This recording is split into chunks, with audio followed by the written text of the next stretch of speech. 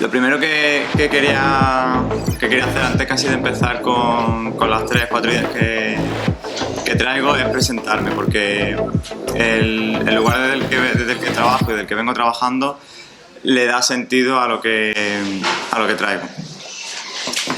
Yo soy maestro de educación primaria. Trabajé un tiempo en la escuela, sin saber exactamente qué era una FPU, me metí en una FPU y acabé en la universidad y trabajando como docente, que también hace tareas de investigación, pero yo me vivo como profesor, tanto cuando voy a la escuela, que intento ir siempre que pueda a la escuela, como con mis estudiantes en la facultad. Y es desde ahí, desde donde hago siempre mi trabajo de investigación, desde que empecé la tesis y también ahora. Eso significa que, por un lado, tengo una formación bastante ecléctica. Yo no podría decir que haya profundizado en nada. He trabajado de todo, desde didáctica de las matemáticas, DUA, política educativa, sociología, antropología, psicoanálisis, y todo lo que me permita entender las relaciones en el aula y lo que vamos viviendo los docentes en nuestro día a día. En ese sentido, pues este tema que estamos trabajando tanto ayer como hoy resulta totalmente pertinente para poder entender pues todas las preocupaciones, los malestares y los obstáculos que nos encontramos los docentes en nuestro día a día, tanto en la universidad como en la escuela. Entonces, además de esta preocupación por comprender qué es lo que se vive en las aulas, también hay otra inquietud que me mueve, que es que este ejercicio de estudio, de comprensión, nos lleve tanto a un ejercicio de comprensión, como también a la elaboración de propuestas, de nuevas vías, de crear nuevas vías para vivir el oficio docente. Y en esta línea de trabajo es que ahora mismo estoy trabajando en 2 proyectos de investigación. Uno es del que se organiza este congreso, y el segundo con las siglas es el proyecto NUPE. Y como me pedía Geo que trajésemos algo nuevo, algo que no estuviese publicado, que pudiésemos trabajar con cosas recientes, y el trabajo de campo de este proyecto lo empezaremos ahora en mayo, pues lo que traigo son algunas ideas del trabajo de campo que acabo de terminar hace un par de semanas con una maestra de este segundo proyecto. Por situarlo un poco, he estado acompañando a una maestra durante unos 4 meses más o menos. La vamos a llamar Laura, y mi propósito ha sido simplemente y tan complejo como comprender cuál es su experiencia y cuál es el escenario profesional en el que se desarrolla esa experiencia, cuáles son los obstáculos con los que se encuentra, cuál es la cultura profesional y cómo todo eso va dando sentido a su día a día y a las relaciones que tiene con sus niños y las niñas de su aula. Bien, entonces, formalizando toda esta breve introducción, podríamos decir que los propósitos del trabajo son 2. Por un lado, explorar las relaciones entre los discursos docentes, las prácticas curriculares y los procesos de digitalización para poder comprender el escenario y los procesos de subjetivación del profesorado. Y por otro lado, que esta comprensión pueda orientarnos a nuevas formas de reflexión y de formación que nos permitan indagar y construir prácticas que sean contrahegemónicas y que se orienten a la equidad. Una breve reseña sobre cómo he desarrollado el proyecto. Se enmarca dentro de la línea de lo que es la indagación narrativa. Si queréis luego podemos conversar sobre ello. Yo creo que para poder conocer bien la historia de Laura y todas las ideas que salen de ahí no me voy a detener en esto, solamente en una idea que atraviesa todo el trabajo de investigación que realizo, y es que nosotros hemos llamado al trabajo que hacemos como una investigación entre docentes, o por lo menos una de las disposiciones que se desarrollan en nuestro trabajo. Esto de que es una investigación entre docentes lo ponemos en contraposición a decir que es una investigación a docentes o sobre docentes. ¿Y por qué este matiz nos resulta importante? Es por lo siguiente, porque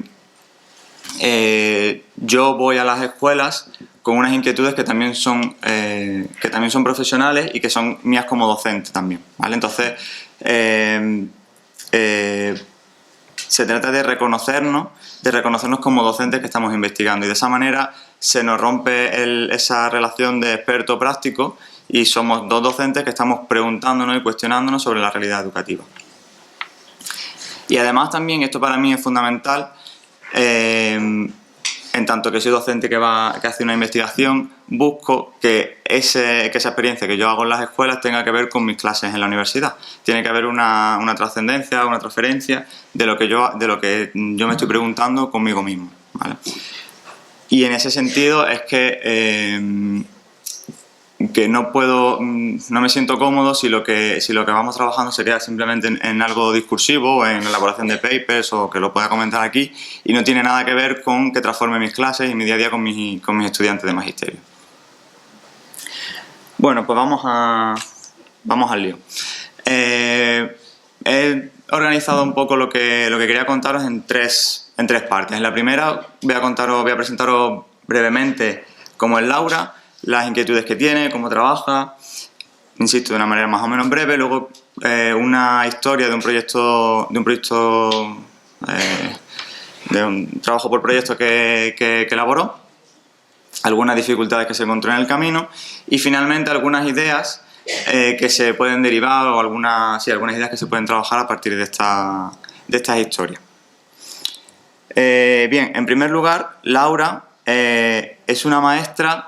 Tiene unos 45 o 46 años, tiene lo que Van Manen llama tacto pedagógico, es decir, escucha a los niños y a las niñas y es capaz de mirarlos y verlos por su singularidad, no en relación con una norma o comparándolos en función de lo que espera de ellos, sino que es capaz de entrar en una relación singular con cada uno de ellas y de ellos. Y también planifica sus clases siempre pensando en los niños y las niñas más vulnerables, de los que van a nivel curricular, los que van más lentos. Bien. Y concretamente en el curso en el que que yo he hecho el trabajo de campo, tiene una tutoría de cuarto de primaria. Hay un porcentaje de niños, alumnado extranjero, que no tiene un dominio del español bastante alto. El colegio está en la provincia de Málaga, que no lo había comentado. Y también tiene 2 niños con Asperger. Entonces, todo lo que planifica, lo planifica pensando en que estos niños y estas niñas puedan participar y puedan crecer desde el pasito que tienen que dar desde el lugar en el que están. Y luego, evidentemente, el resto de niños y de niñas también. ¿Eso cómo se concreta? Pues, por ejemplo, principalmente en dos líneas. Por un lado, trabaja siempre con grupos cooperativos y su énfasis no está tanto en cuando están desarrollando los proyectos, no está tanto en los contenidos en sí como en que sepan coordinarse, sepan escucharse y sepan todos estar trabajando en algo y estar pendiente de que todos tienen algo en lo que puedan trabajar. Y luego, por otro lado, como acabo de comentar, trabaja por proyectos. Y además tiene una formación didáctica vastísima, conoce muy bien y sabe adaptarlo a su clase el modelo DUA, la metodología, la didáctica de OAOA, en fin, y otras muchas. Bien, pues situados en eso, otras 2 cuestiones más para presentar a Laura y que son las que me van a dar a pensar luego. Una de ellas es que vive su oficio docente, además de con todo lo que he dicho, con muchísimos malestares. Y son malestares que cada vez, todos los días, pero cada vez me los nombra de una manera diferente. Me ha dicho, me siento estafada, tengo una herida emocional, estoy quemada, y cada día de maneras diferentes. Y eso lo que me da a pensar son varias cosas. Y la principal es que es un malestar que con el que no se ha parado a pensar de dónde viene. De hecho, al mismo tiempo en que yo le devuelvo oye, pero tú estás quemada, me dice, no, yo no estoy quemada, yo estoy bien. Entonces hay algo ahí con lo que está viviendo, pero que no deja, con lo que ella no toma conciencia y no toma presencia. Y también estos malestares tienen que ver con una sensación de falta de tiempo, que tiene que ver con algo que ya sabemos que es la sobrecarga de trabajo, que tiene que ver con la sobrecarga burocrática, con la sobrecarga del currículum, y también con una sensación de ir despacio, de ir lento. Como va siempre con el ritmo de los más vulnerables, de los que van más lento, evidentemente ella va trabajando mucho más lento que otras compañeras de su mismo curso. Hay otros 3 cursos más de cuarto y ellas van en el temario mucho más avanzadas y van haciendo los proyectos mucho más rápido. Y ella tiene la sensación de que va más lento. Y eso lo compara con algo fundamental y que también luego tendrá que ver con las ideas que salen al final. y es que ese más lento tiene que ver con los productos finales de los proyectos. Y concretamente con una idea que introduce la LOE, que son los productos como eje vertebrador de las situaciones de aprendizaje, que es el elemento que nos introduce la LOE. De esa manera, en su lenguaje, en su discurso, aparece continuamente la palabra producto, producto, producto, y todo lo vertebra en torno a eso, y no solo esta profesora, sino también el resto del equipo docente. Y una tercera cuestión ya para terminar de conocer a Laura es la siguiente. Cuando estábamos hablando, una de tantas veces que hemos estado hablando sobre esa sobrecarga de trabajo que ella vive, me dice que tiene que buscar maneras de ahorrar tiempo. Y una de ellas es que se compró la plataforma Idoceo, que es una plataforma de Mac donde se meten las rúbricas, los datos y bueno, que te hace el trabajo más sencillo, ¿no? Y más operativo. Y me dice una cosa que necesito leerla porque, bueno, la cita lo explica ella mejor que yo si la parafraseo. Me dice, además de las 3 horas que he hecho en mi casa para conseguir preparar el material, para planificar, tengo que ponerme a ordenar criterios de evaluación, saberes básicos, etcétera, etcétera. Y la plataforma, el programa Idoceo me facilita todo ese trabajo. Ahora, un contraargumento que se suele dar es, oye, yo no tengo que poner mi dinero y mi dispositivo para hacer estas cosas. Pero, escúchame, Diego, ¿yo por qué tengo ese bolso? ¿Por qué me lo compro? Porque me gusta y me hace feliz, ¿verdad? Entonces, ¿por qué pongo mi dispositivo y compro en Idoceo? Pues porque me ahorra tiempo y me hace feliz. Y a mí esta parte final, me ahorra tiempo y me hace feliz, me dejó resonando muchísimo. Esta cita fue de los primeros días que fui al centro. Y entonces intenté ponerlo como uno de los focos del trabajo para pensar con ella. ¿Cuál es la estructura, cuál es la manera de vivir el oficio docente en la que poner tu dispositivo, poner tu tiempo y tu dinero te hace feliz? ¿Qué es lo que hace que construya que eso sea algo que te haga feliz? ¿Vale?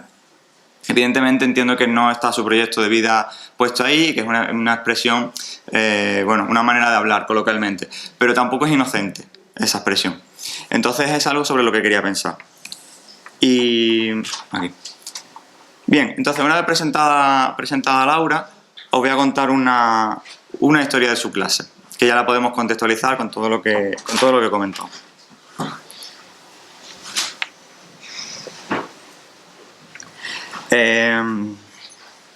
Un día, cuando ya llevaba varias semanas yendo al colegio, me dice, yo solía ir los martes y los lunes era cuando tenían reunión de coordinación por las tardes. Entonces me venía muy bien porque lo primero cuando nos veíamos siempre eran las novedades que había en las reuniones de coordinación. Entonces cuando llegué un martes, lo primero que me dice es, Diego, tengo que cambiar la planificación, tengo que terminar lo que estamos haciendo ahora, que estamos con otro proyecto. Entonces le di un acelerón para terminarlo y tenemos que empezar un proyecto nuevo. Tenemos que hacer un proyecto de rap. Porque nos han dicho en el centro que en 4 semanas vamos a hacer un certamen literario. Y todos los grupos de todo el colegio tienen que hacer un poema, tienen que hacer un cuento y tienen que hacer un cómic. Entonces yo voy a empezar por el poema y voy a hacer un proyecto de rap.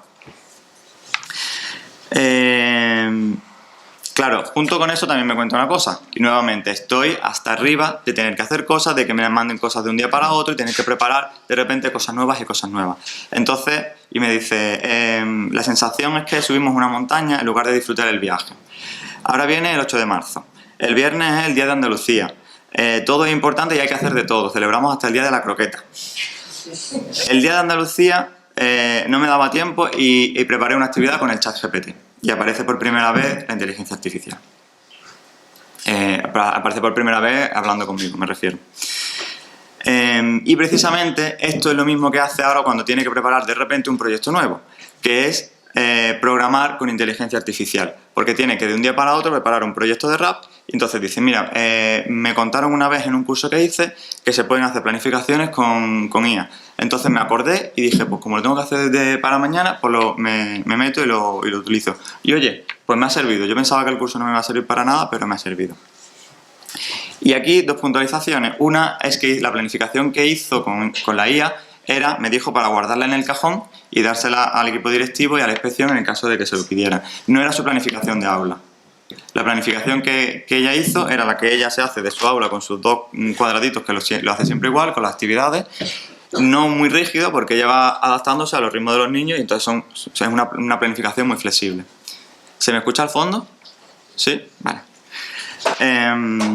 Y luego otra segunda apreciación en la que en sí me voy a adentrar. El curso sobre el que me habló, que aprendió ese programa que había olvidado y que de repente recupera, me dice que hizo algún curso y me nombra a varios profesores que le dieron el curso y me dice, en esos cursos aprendí que el dinero viene y va, pero el tiempo no. Y estos cursos son para hacerte la vida más fácil. Que lo vinculo con esto del me hace feliz. ¿Vale? Entonces ahora, ¿por qué estas plataformas me hacen la vida más fácil? ¿Y qué es lo que era difícil? Y ahí está la estructura y ese sistema, esa cultura profesional, casi ya se empieza a ver ya casi en 3D. Entonces me llamó mucho la atención esto de estos profesores que me habían dicho que le habían hecho el curso para hacerle la vida más fácil y me puse a indagar, con los nombres que me había dado, me puse a indagar sobre ellos. Se trata de microcelebridades, es decir, son profesores, de hecho la mayoría en excedencia, profesores funcionarios que deciden que pueden ganar mucho más dinero dedicándose a trabajar en redes sociales y a promocionar el uso de inteligencia artificial y otras herramientas para unas ideas principales. Y en todas son explícitas y están en redes sociales, son públicas, con lo cual el trabajo de investigación ahí fue muy sencillo, no tuve que pedir permiso ni nada. Son 3 los valores y son muy sencillos. El primero es la productividad, que tiene que ver con la rendición de cuentas, con productos concretos que permite elaborar la inteligencia artificial, y ahora veremos uno que ella misma ha elaborado, también con la elaboración de los propios proyectos y también con todo el trabajo de burocracia. En todo ese trabajo de productividad y de aumentar la productividad, que aparece todas las herramientas digitales, y especialmente la inteligencia artificial, como un instrumento fundamental. ¿Para qué? Para el objetivo fundamental, que es el del ahorro de tiempo. Una cosa anecdótica, no sé cómo voy de tiempo, pero entiendo que bien. En uno de estas microcelebridades, en su página para promocionar sus cursos, decía: el curso te sirve para lo que acabo de decir, ahorrar tiempo, para ser más productivo, para tal. Y lo último, que era el gancho final, es: ¿y qué hace un profesor con su tiempo libre? Y empieza a contar todas las cosas que él hace en su tiempo libre. Pues se va de senderismo, o sea, con todo el tiempo que ha ahorrado. Se va de senderismo, se va a tal. ¡Ostras! Es que ese es tu tiempo libre. Ha quitado por completo cualquier disociación entre el trabajo, el tiempo libre y todo queda totalmente difuso. Bien. ¿Por dónde voy? Aquí. Bien, como decía, el rap, comienza el proyecto de rap. Y lo primero que hace Laura es que les pone un rap que canta canciones o rapea una letra que tiene que ver con los niños y las niñas de la clase. Son letras que ella les dice: mira, ayer estuve componiendo un rap, y era cierto, compuso las letras y les puso el rap. Varios días después, porque jamás se me habría pasado por la cabeza que llegase a ese nivel, descubrí que ese rap la letra la había hecho ella, pero la había subido a un programa de inteligencia artificial que era el que ponía la voz, que ponía la base y le hacía todo. La verdad es que estaba muy chulo. Entonces le invitó a ellos a crear su propio rap. Entonces eso le dio pie a explicarle pues la estructura de un poema, a explicarle cómo se compone un poema, que hay que revisarlo, todo el proceso de creación de los versos. Y durante 2 semanas todos los niños estuvieron trabajando en grupos, escuchándose. Los niños y las niñas extranjeras, era alucinante verlo, de verdad, que se me ponían los pelos de punta de verlo. Cómo estaban trabajando con cosas concretas, muy complejas de español, escribiendo, buscando, recitando versos de palabras que recién acababan de aprender. Era espectacular cómo estaba funcionando el proyecto. Y entonces, y con esto acaba la historia, llego otro martes más al cole y me recibe sin saludarme, sin nada, con una voz muy preocupada, diciéndome: Diego, tengo noticias. Aparece otra maestra, entonces tiene que ir a hacer fotocopias, subo arriba, y cuando ya tengo un hueco me empieza a contar. Y esta es la última cita que tengo para leer, si la encuentro aquí. Y me dice: Diego, ayer nos dijeron en la reunión de coordinación que tenemos que hacer la prueba de diagnóstico, que son pruebas de evaluación externas que hay en Andalucía, las llaman así. Y me dice: es una estafa. Nos dicen que trabajemos por proyectos, competencial, cooperativamente, y luego hacen pruebas individuales. Las tienen que hacer todos, mis extranjeros también. Me siento estafada. Ayer me dio ansiedad porque me siento culpable por no haber dado más contenido. Pero que yo no les voy a dejar solo, que pienso practicar con las pruebas de otros años. Estoy frustrada porque yo voy más lento, porque no quiero dejar a nadie atrás y ahora me siento que voy a ser valorada profesionalmente. Bien, esto, cuando aparecen de repente estas pruebas de diagnóstico, podríamos resumirlo en 4 consecuencias fundamentales. La primera es que modifica la planificación. Ese día le da la orden de que tienen que terminar el poema tal como esté. Tenemos 2 horas antes del recreo y te tiene que quedar esto terminado. Porque va a empezar a repasar cosas de otros años, a hacer pruebas en trabajo más académico y reproductivo.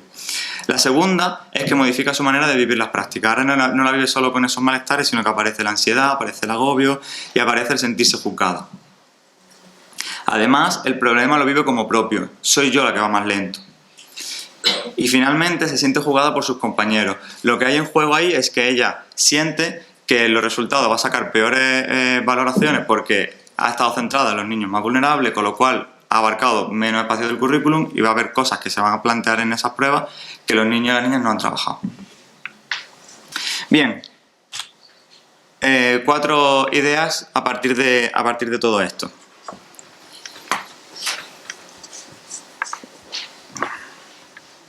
La primera es que el contexto, el escenario profesional de Laura es un contexto que le pone barreras. Y es importante nombrarlo de esa manera. Porque no son dificultades inherentes al oficio docente. Quiero decir, por ejemplo, yo tengo que hacer una planificación y voy al aula y evidentemente los niños y las niñas que hay son de otra manera a la que yo me he esperado y me traen unas inquietudes, unas necesidades que son diferentes. Y yo tengo que decidir si adapto la planificación, si la dejo completamente de lado, si la llevo estrictamente. Esa es una dificultad que es propia del oficio docente, como otras muchas. Pero hay barreras que ella está viviendo y que no son inherentes a la práctica de la relación educativa. Y son esas barreras las que hacen deseables determinados instrumentos y determinadas herramientas, como por ejemplo la inteligencia artificial. En el momento en el que es necesario una mayor productividad, en el momento en el que es necesario unos ritmos de trabajo más elevados o tener mejores resultados, hay instrumentos que aparecen como deseables. Como por ejemplo pues la herramienta de doceo o la inteligencia artificial. Entonces, una primera idea que surge de todo esto es que no solo hay que pensar en qué es lo que ofrece pues, la inteligencia artificial, todas las plataformas digitales, etcétera, sino cuál es el contexto, cuál es la estructura en la que esas herramientas son necesarias.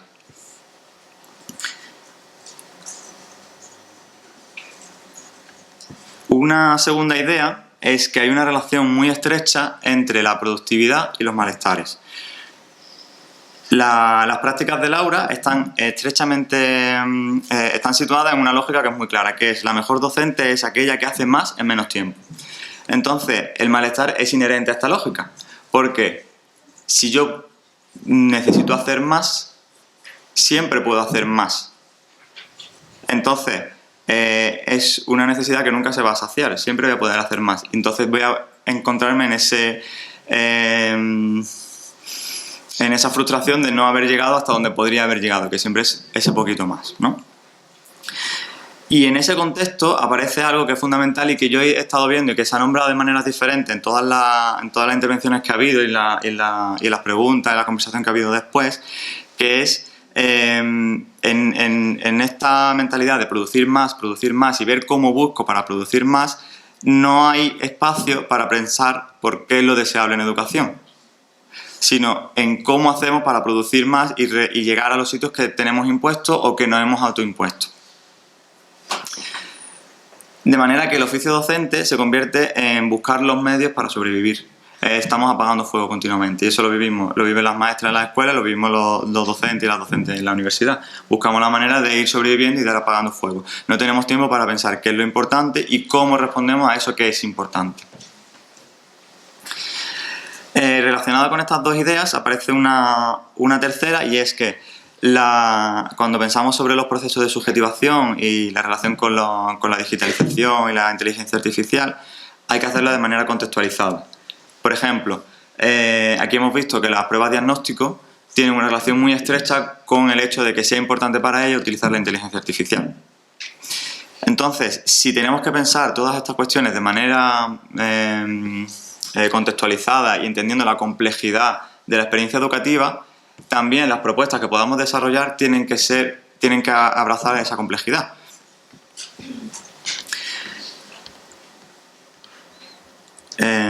Y finalmente, un esquema simplista, por tanto, con todos los errores que conlleva simplificar, pero bueno, también al mismo tiempo sirve para resumir todas las ideas que he ido comentando.